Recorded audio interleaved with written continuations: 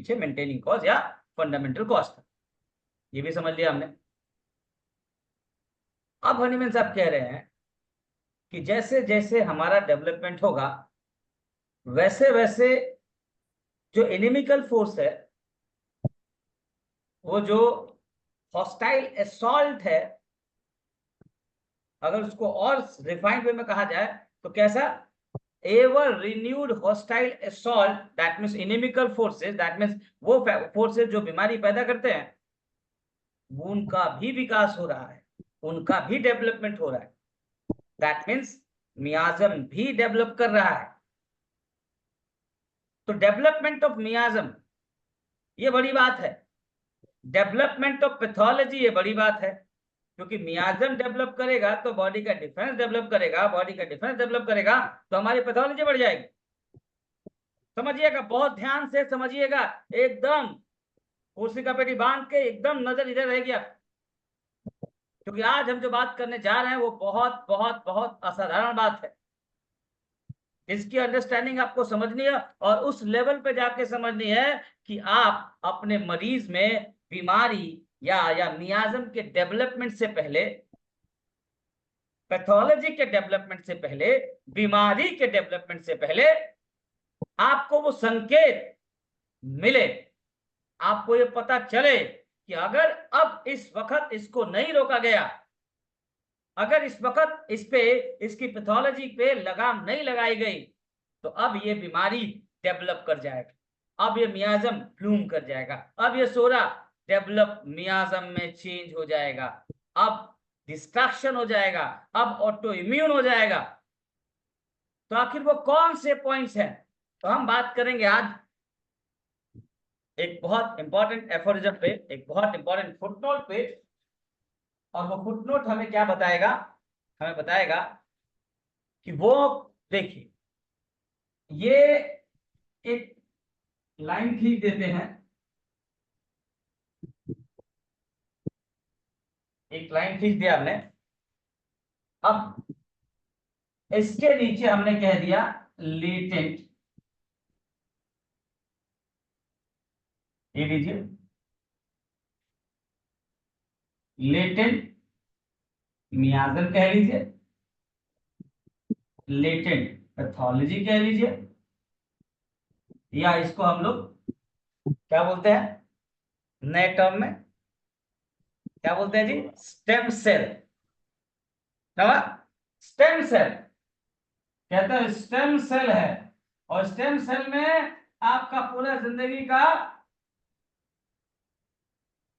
जिंदगी का सार यहीं पे, ये स्टेम सेल ये है। तो अब ये जो स्टेम सेल है ये लेटेंट पैथोलॉजिकल कंडीशन है या ये लेटेंट मियाज्म है। अब ये लेटेंट मियाज्म, ये स्टेम सेल, ये पैथोलॉजी क्या होगी, क्या होगी, कोई ऐसा फैक्टर होगा, ये कोई ऐसा फैक्टर होगा, ये फैक्टर क्या करेगा सर, ये फैक्टर क्या करेगा, आपके इस लेटेंट, ये क्रॉस, जब आपका बॉडी इस लेटेंट फेज को क्रॉस कर देगी, बैरियर है ये लाल वाला, ये बैरियर है, ये बैरियर है, ये बैरियर है, ये बैरियर है, ये बैरियर कभी नहीं चाहेगा कि आपकी बीमारी बाहर निकले।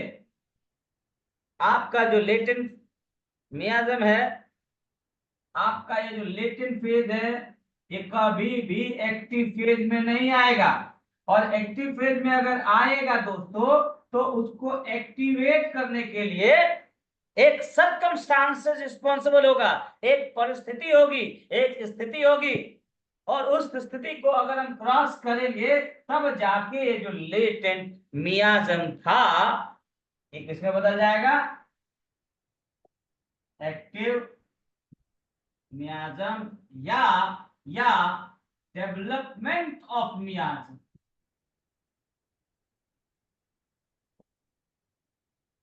डेवलप कर जाएगा मियाज्म। दैट मींस सबसे ज्यादा क्या है, अगर ये लेटेंट फेज में है और ये जो ब्रिज है, ये जो ब्रिज है, ये जो ब्रिज है, ये जो सीढ़ी है, यही सीढ़ी क्रॉस करके कहा जाएगा एक्टिव फेज में। दैट मीन्स ये जो खुजली है यही क्रॉस करके कहा जाएगा, सोरियासिस में। ये जो ट्यूमर है यही क्रॉस कर जाएगा, कहां चला जाएगा, कैंसर में। ये जो स्ट्रेस है यही क्रॉस से कहां चला जाएगा, डायबिटीज में। समझ रहे आप लोग? तो ये जो लेटेंट फेज का हिसाब किताब था, वो जब तक इस ब्रिज को क्रॉस नहीं करेगा तब तक कहां नहीं जाएगा, इस फेज में नहीं जाएगा। तो अब क्या है, यहां पे पेशेंट हेल्दी है, ऐसे ही मान लो हेल्थ की कंडीशन है। ये हेल्थ की कंडीशन के लिए जब तक ये कंडीशन अप्लाई नहीं होगा, 31वां एफोरिज्म क्या कहता है, disease is a conditional process, right. बीमारी कंडीशनल होता है, एक कंडीशन अप्लाई है, जब तक वो कंडीशन अप्लाई नहीं होगा बीमारी नहीं होगी। एक ही घर में एक बंदे को अगर चिकन पॉक्स हुआ तो सबको नहीं होता है, क्यों नहीं होता है? कोरोना भी एक घर में एक को हुआ, 4 को नहीं हुआ, क्यों? डायरिया एक को हुआ, किसी को नहीं हुआ, क्यों? क्योंकि उसके लिए कंडीशन अप्लाई था और वो कंडीशन फुलफिल उस बंदे ने नहीं किया। दैट मींस ये जो पेज है इसको कहते हैं कंडीशन अप्लाई। बार बार मैं इस पेज की बात कर रहा हूं, इसे कहा गया सर्कमस्टांसेस, परिस्थितियां, स्थितियां। वो कौन से फैक्टर हैं जो फैक्टर आपके मियाज्म को डेवलप करते हैं? वो कौन सा फैक्टर है जो आपके हेल्थ की कंडीशन को बीमारी के कंडीशन में लेके चला जाए? दैट मींस ये फैक्टर अगर हम जान लें और यहां पे सावधानी बरतें तो क्या आपका शरीर कभी भी बीमार पड़ेगा? अगर आपने इस कंडीशन को डेवलप ही नहीं होने दिया माइंड बॉडी पे, क्योंकि क्या बोला, inimical forces partly psychical and partly physical. That means जो पार्टली साइकिकल है उसके लिए साइकिक कंडीशन अप्लाई होगा और जो पार्टली फिजिकल है उसके लिए फिजिकल कंडीशन अप्लाई होगा। और जब तक वो कंडीशन अप्लाई नहीं होगा तब तक बीमारी आगे बढ़ेगी नहीं, आप बीमार पड़ोगे ही नहीं। आपकी बॉडी ससेप्टेबल ही नहीं होगी उसके लिए। चलिए मैं आपको दिखाता हूं। ये यही इसे ही सर्कमस्टांसेस कहा गया, इसे ही कॉजेशन कहा गया, इसे ही कंडीशन कहा गया, इसे ही ससेप्टेबिलिटी कही गई, इसे ही सेंसिटिविटी कही गई, जो कह लीजिए आप। दैट मींस वो कंडीशन अप्लाई है और इसको ब्यूटीफुली एनिमल साहब ने कहा समझाया, उसको मैं समझाने की कोशिश करता हूं, आपको दिखाता हूं, फिर हम इससे आगे बढ़ेंगे। आप ध्यान से देखिए, एक एक चीज हनीमैन साहब ने बहुत सिस्टमेटिक और ऑर्गेनाइज तरीके से हमें दी है भाइयों बहन, इतनी बेहतरीन तरीके से दी है, आपको बस उसको समझना।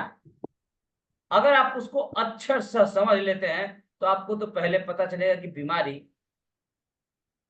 जो होता है वो कैसे होता है। आखिर बीमारी एक ही घर में खाना एक ही घर में पानी एक ही घर में माहौल एक ही घर में माँ बाप सब एक लोग हैं, किसी में कोई अंतर नहीं है। लेकिन वहीं पे कोई बीमार हो गया और कोई नहीं बीमार हुआ। एक ही घर में दो भाई दारू पीने वाले, तीसरा भाई अल्कोहल नहीं लेता है, तब भी दोनों अल्कोहलिक भाई को कुछ नहीं हुआ। और जो अल्कोहल नहीं लेता था उसका लिवर ट्रांसप्लांट कराना पड़ गया, क्यों? ऐसा क्या हो गया? तो ऐसा इसके फुलफिल करने से मैं आपको ये कंडीशन दिखाना चाहता हूं।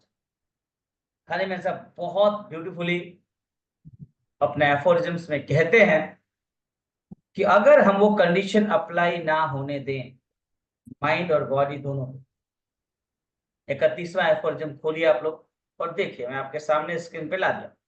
क्या कहते हैं एनिमल साहब यहाँ पे? कहते हैं द इनिमिकल फोर्सेस, ब्रैकेट में लिखिए मियाज, क्रॉनिक और एक्यूट, यही तो इनिमिकल फोर्स है। अगर बीमारी की बात की जाए तो हनीमैन साहब ने क्या कहा कि क्रॉनिक बीमारी के लिए एक्साइटिंग कॉज, सॉरी, क्रॉनिक बीमारी के लिए फंडामेंटल कॉज, क्रॉनिक मियाज्म, एक्यूट बीमारी के लिए एक्साइटिंग कॉज। तो इनिमिकल फोर्सेस क्या है? एक बीमारी पैदा करने वाला शक्ति। आप बैक्टीरिया कह लो, वायरस कह लो, whatever you want to say sir, ma'am कह लो, it's okay. But the inimical forces partly psychical and partly physical. देखो ध्यान दो, लिखा है खाली बैक्टीरिया बोला, खाली वायरस बोला, क्या बोला जी? Partly psychical and partly physical. That means हमारी बॉडी क्या फिजिकल है? हमारी बॉडी साइकोसोमेटिक है सर। तो साइकिक और सोमेटिक दोनों को अफेक्ट करने वाला वो inimical forces to which our terrestrial existence is exposed, उससे अगर हमारा भौतिक शरीर एक्सपोज्ड होता है, ये हमारा भौतिक शरीर जो है अगर उस एनिमिकल फोर्स से एक्सपोज होता है, जो एनिमिकल फोर्स पार्टली साइकिकल है और पार्टली फिजिकल है, क्या बोला? डू नॉट, जिसको क्या नाम दिया? Which are termed as morbific noxious agent. उसको क्या नाम दिया गया? बीमारी पैदा करने वाला कारक। जिससे हमारा भौतिक शरीर क्या होता है?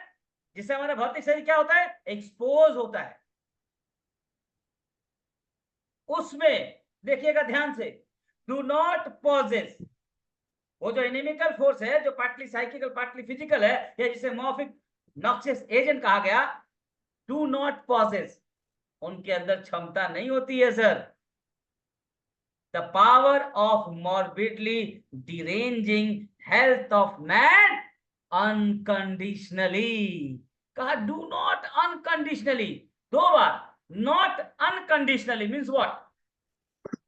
लिखा not unconditionally means what? Conditionally, दो बार नहीं लगाया। Do not unconditionally means conditional, very conditional. बीमारी में क्षमता नहीं होती है सर कि किसी को हो जाए, उसके लिए क्या जरूरी है? कंडीशन। फिर देखिए बोल रहे हैं बट वी आर, ये जो बड़ा खतरनाक सा चला ना, मास्क लगा लो, भागते रहो, यहाँ जाओगे ये इन्फेक्शन, वहां जाओगे तो वो इन्फेक्शन, ये फर्जी का।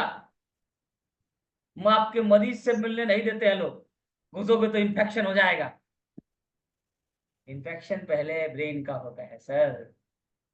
हमको भी हो जाएगा, हमको भी हो जाएगा, टीबी वार्ड में जा रहे हैं, मास्क लगा, टीबी ना हो जाए, हम मरीज से मिलने जा रहे हैं, उसका इन्फेक्शन हमको ना पकड़ ले। ये डायनेमिक होता है। बोलते हैं but we are made ill by them only, बोला सर का only when our organism is sufficiently disposed and susceptible। ये वाला कंडीशन की बात हो रही है। बोला dispose and susceptible to the attack of the morbific cause that may be present. वो जो भी कॉज है, वो जो भी मॉर्फिक कॉज है, वो जो भी साइकिक और सोमेटिक कॉज है, उससे हमारा बॉडी केवल और केवल तभी अफेक्ट होगा जब उससे वो सफिशिएंटली डिस्पोज्ड और ससेप्टेबल होगा एंड टू बी अल्टर्ड। और तब जाके वो मॉब स्टेट आपके बीमारी को अल्टर्ड करेगा एंड मैड अंडरगो, और तब जाके आपके शरीर में क्या आएगा? वो एबनॉर्मल सेंसेशन और फंक्शन आएगा। ऐसे नहीं आ जाएगा सर, ऐसे बीमारी आपको नहीं हो जाएगी सर। दैट मीन्स ये जो बात मैं कर रहा था आप लोगों से, दैट मीन्स जो बात मैं कर रहा था, ये देखिए, ये हेल्थ था और ये ससेप्टेबिलिटी थी। वो ससेप्टेबिलिटी कुछ भी हो सकती है, और वो क्या क्या हो सकती है? What are the probable cause of susceptibility, अभी बात करेंगे 78 में, एक एक चीज पे बात करेंगे।